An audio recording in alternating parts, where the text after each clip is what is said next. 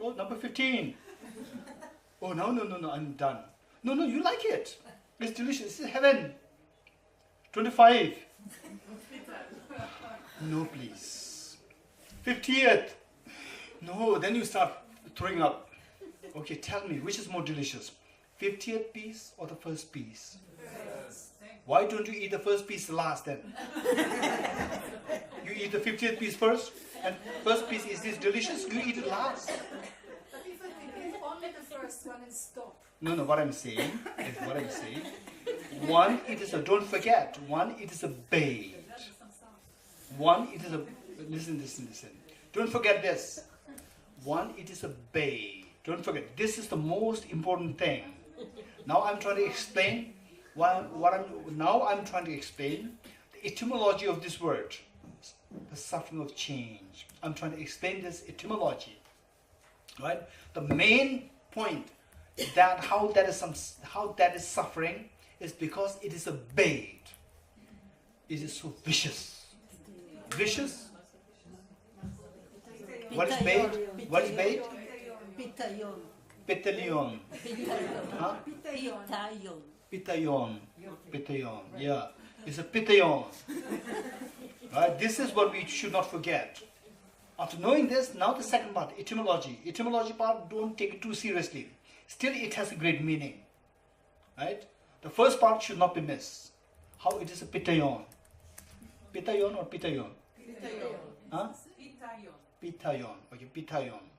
Okay, how that is a bait. That we should know. Right? One. Then etymology-wise, suffering of change. What? First piece. Oh, it's so delicious. The first piece. You reserve it, the last one. First one, don't eat it because it's so delicious. You reserve it, the last one. You eat the second piece, third piece, 40th, 50th.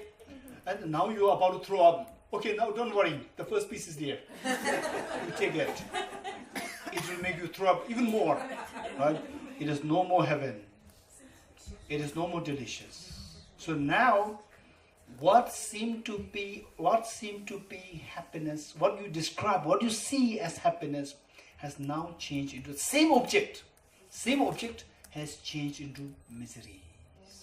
Same object, not the second, third, fourth. The first object, which makes you water.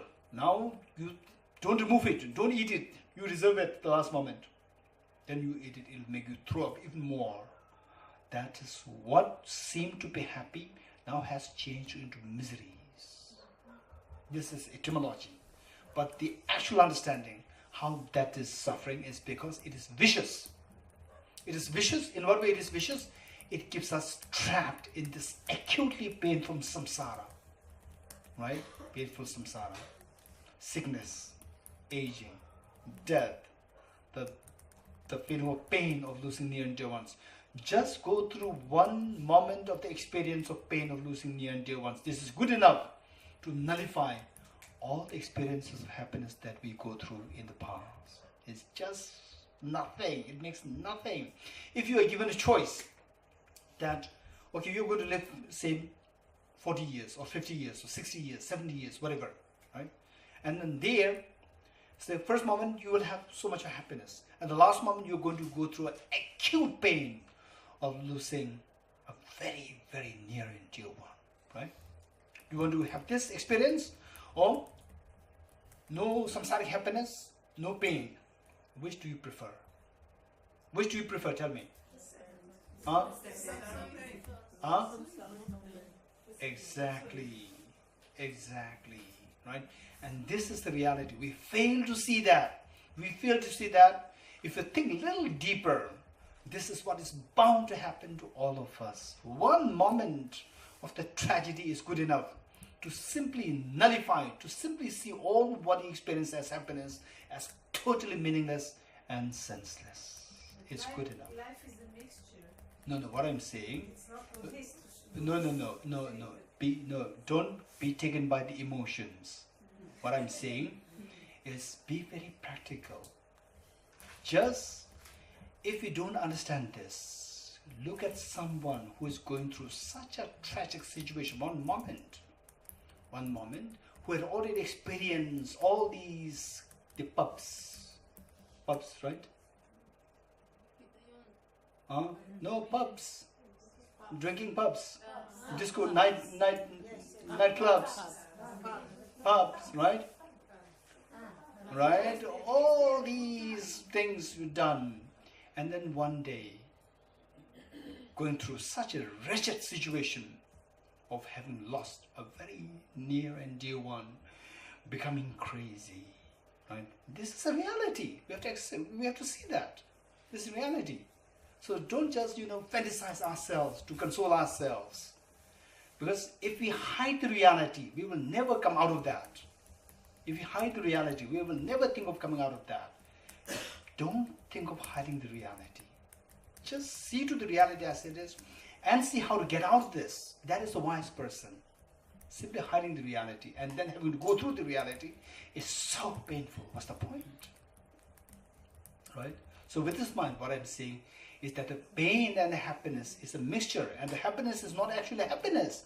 This is a bait. What is the word? Huh? Pitayon. Pitayon is worse than the miseries. Pitayon is worse than the manifest pains. Manifest pains, they're very honest. They tell you that samsara is not pain, it's not happiness, run away. Right? Sickness, aging, death. But Pitayon is something telling you that samsara is a pleasant place, stay with us. Right? Stay with us, don't run away. It's very pleasant. Pitayon is one which is so vicious. Okay. With this mind, only if you see, and this is not the final story. It is the second part of the story. Third story is still there. What is the third story? Pervasive, conditioned suffering. Right? If you identify the second suffering, if you identify the third suffering, then you will see the weight, the value of the wisdom of emptiness. Otherwise, if you don't feel the suffering number 2, and more importantly, suffering number 3 as suffering, we will never feel the weight of the wisdom of emptiness. We will never feel the need and the urgency to cultivate the wisdom of emptiness. Okay, right? This is so important. It's so important. Okay. Okay. What's the third level of suffering? Pervasive, conditioned suffering. Right? Okay.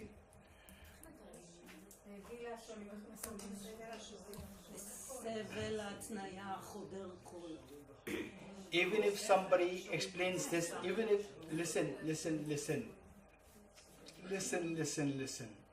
Even if somebody translates this so properly in Hebrew, you will not understand it. Because I know this in Tibetan. If I use this word, technical term, to a Tibetan who has no exposure to the study of the Buddhist philosophy and psychology, even the native Tibetans who are so good in Tibetan, they will not understand what it means. So just say this, Gila, what is that? You understood it? No. Okay, no need for me to explain any further now. You understood it in Hebrew. You will not understand it, right? So this needs to be explained. So the first suffering is so evident, right? As everybody can identify this suffering. Second one, we can identify. We will not identify that as suffering. We will identify that as an object which is nice. We will not identify that as suffering. Third one, we don't even identify it. Even the word, you don't understand it, right? Even the word, this word, what is this? Okay, so this, in the word, you don't understand anything out of this word, right? Okay, so therefore, third, only if we understand the third one, then the wisdom of emptiness. Just you hear the word, the wisdom of emptiness, is such, you will feel like a treat.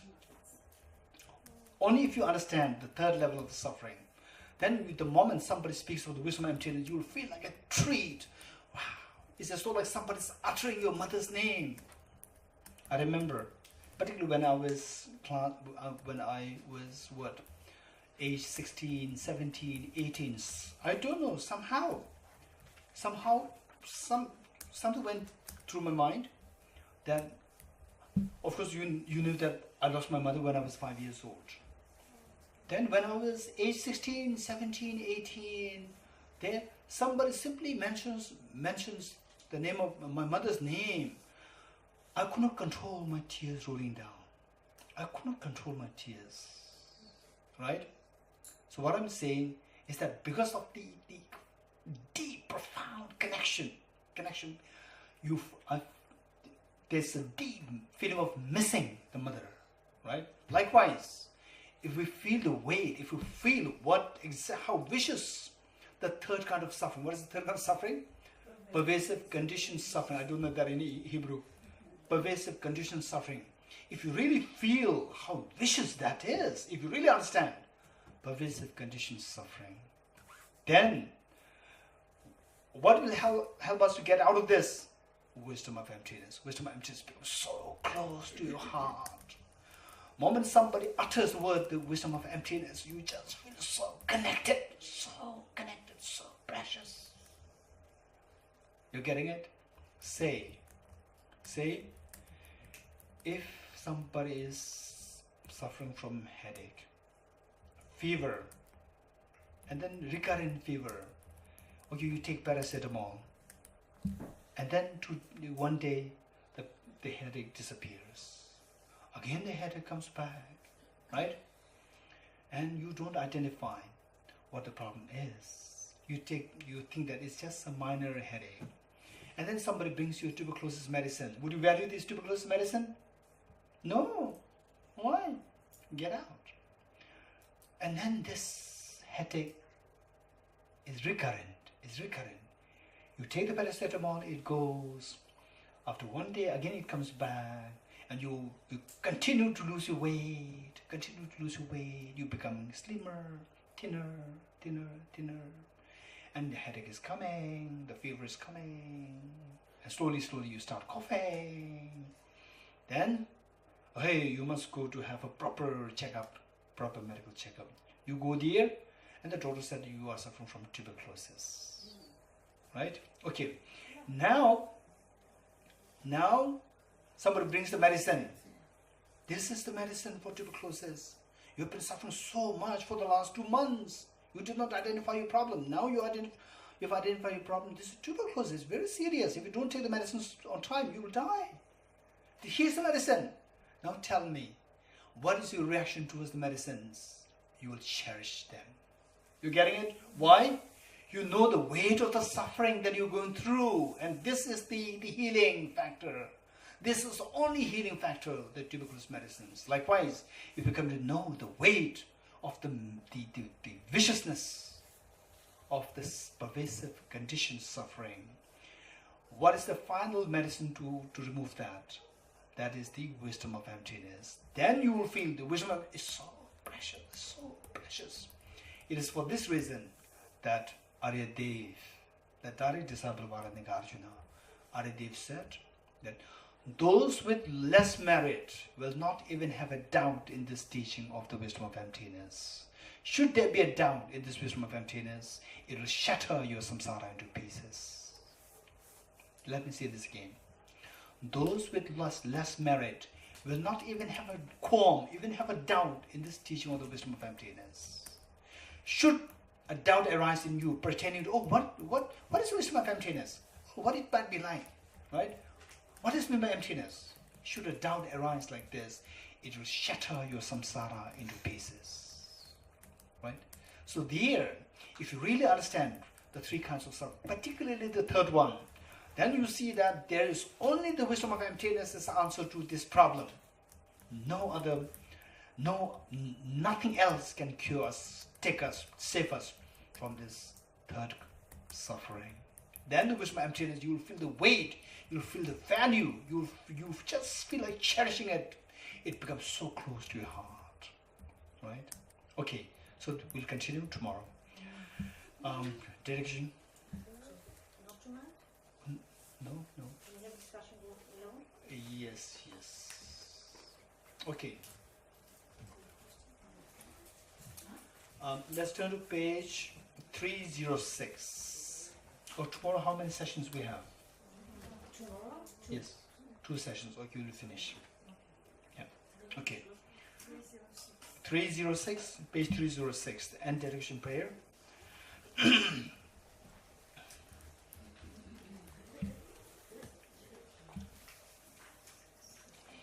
Okay. Let us dedicate the merits thus gathered, that the light of the wisdom of emptiness and the light of the Bodhicitta, this beautiful light of the Bodhicitta, and this very fearless light of the wisdom of emptiness, these two lights proliferate in all 10 directions in the minds of all demon sentient beings, so that the darkness of self-grasping ignorance and the darkness of self-centered attitude are eliminated from the minds of beings altogether, and they experience the boundless happiness eternally when misery is unheard of. May His Holiness the Dalai Lama, the ultimate source of happiness on this earth today, live long and that His wishes be fulfilled spontaneously. May I personally dedicate the merits thus gathered, that each one of you, through your concerted effort, be able to soon see the dawn of this beautiful light of the wisdom, the beautiful light of the unconditional love of Bodhicitta, and this beautiful light and this fearless light of the wisdom of emptiness soon take birth in each one of you, and that you are able to guide, to be able to lead innumerable, infinite number of sentient beings towards the light of happiness. May the teaching of Bodhicitta flourish in all 10 directions. May the teaching of the wisdom of emptiness flourish in all 10 directions in the minds of dear sentient beings, present and future. Okay, with that in mind, let's turn to page 306 and try to imbibe, try to reflect on the meanings of the words there. From my 2 collections, vast the space that I've amassed from working with effort at this practice for a great length of time, chief leading Buddha for all those whose minds wisdom is blinded by ignorance. Even if I do not reach this stage, may I be held in a loving compassion for all lives Manjushri, may I find the best of the complete created paths of the teachings, and may I please all the Buddhas by my practice. Using skillful means drawn by the strong force of compassion, may I clear the darkness from the minds of all beings with the points of the path as I've discerned them. May I uphold Buddha's teachings for a very long time, with my heart going out with great compassion, in whatever directions the most precious teachings have not yet spread or once spread or declined. May I reveal this treasure of happiness and aid. May the minds of those who wish for liberation be guarded by boundless peace, and the Buddha's deeds be nourished for a long time, by even this greatest path to enlightenment traverse completely due to the wondrous, virtuous conduct of the Buddhas and their children. May all human and non-human beings who eliminate adversity and create conducive conditions for practicing the excellent paths never be separated in any of their lives from the purest path praised by the Buddhas. Whenever someone makes an effort to act in accordance with the tenfold Mahayana virtues of practices, may they always be assisted by the mighty ones, and may oceans of prosperity spread everywhere. In the land encircled by snow mountains, you are the source of all happiness and good. All-powerful generous Tenzin Gyatso, please remain until samsara ends. Due to the merits of these virtuous actions, may I quickly attain to the state of Guru Buddha and lead all beings without exception into that enlightened state. May the Supreme Bodhicitta that has not arisen arise and grow, and may that which has arisen not diminish but increase forevermore. I dedicate the merits thus gathered towards the realization of the deeds and the prayers of all the Buddhas and Bodhisattvas of the 3 times, and to the upholding of the Dharma of teaching and realization. May I in all lives, through the force of this merit, never separate from the 4 wheels of the Mahayana vehicle, and accomplish all the stages of the path, renunciation, bodhicitta, perfect view, and the 2 stages. With the wish to free all beings, I shall always go for refuge to the Buddha, Dharma, and Sangha until I reach full enlightenment. Inspired by wisdom and compassion, today in the Buddha's presence, I generate the mind of full awakening for the benefit of all sentient beings. I go for refuge to the Triple Gem. I confess the negativities individually. I rejoice in the virtues of all the beings. I hold the precious Buddha in my heart. As long as space remains, as long as sentient beings remain, until then may I too remain to dispel the miseries of the world. The path of union of emptiness and compassion is loosely explained by the protector of the Dharma and the beings of the snowland. You are the lotus holder Tenzin Gyatso. We supplicate you that your wishes are fulfilled spontaneously. May the operations of evil thoughts and deeds of the negative forces of humans and non-humans who harbor malice through perverted prayers against the teachings of the Buddhas be totally vanquished through the power of the truth of the 3 jewels. throughout my future lifetimes, may I always be guided by Dharma judiciary and be able to uphold the Dharma in general and the teachings on dependent origination in particular, even in the course of my life.